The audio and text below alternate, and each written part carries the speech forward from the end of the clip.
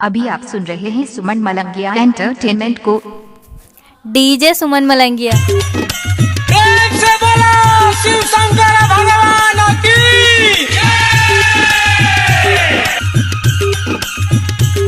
Presented by DD Production House, Sakri।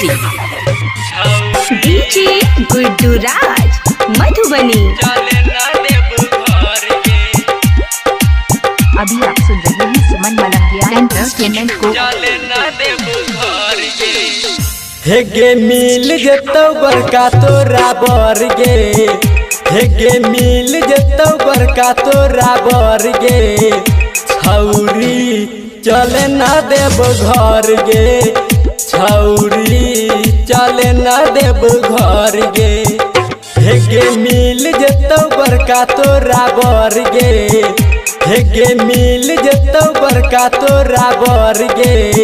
छौरी चले ना देव घर गे, छौरी चले ना देव घर गे। DJ Guddu Madhubani, DJ Guddu Madhubani, DJ Suman Deewana खाए अजीपुर गांव मलंगिया।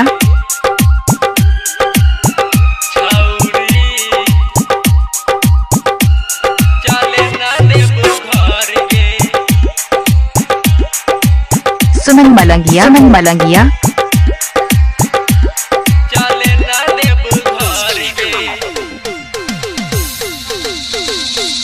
बाबा के भक्ति में होई जो तू लीन गे, हंसत खेलत कटतौ सब दिन गे।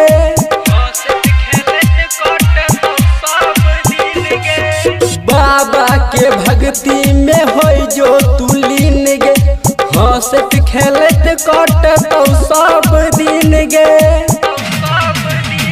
निक निक से है तो गुजार गे, निक निक से है तो गुजार गे। छौरी चले ना देव घर गे, छौरी चले ना देव घर गे। हे गे मिल जतो बरका तोरा बर गे, छौरी चले ना देव घर गे। डीजे गुड्डू मधुबनी, डीजे गुड्डू मधुबनी, सुमन मलंगिया मोबाइल नंबर 8882452308 है।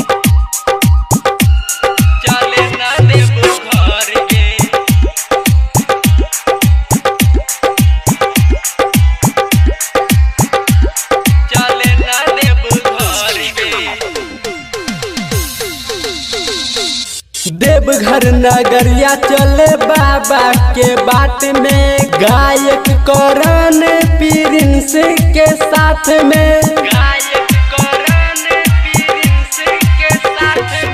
देवघर नगरिया चले बाबा के बाट में, गायक करण प्रिंस के साथ में।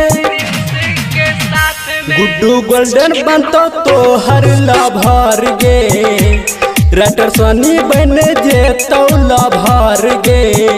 छौरी चले ना देव घर गे, छौरी चले ना देव घर गे। हे गे मिल जेतौ बरका तोरा बर गे, छौरी चले ना देव घर गे। हे गे मिल जेतौ बरका तोरा बर गे, हे गे मिल जेतौ बरका तोरा बर गे। छौरी चले ना देव घर गे, छौरी डीजे सुमन मलंगिया मधुबनी। डीजे सुमन मोबाइल नंबर 8882452308 है।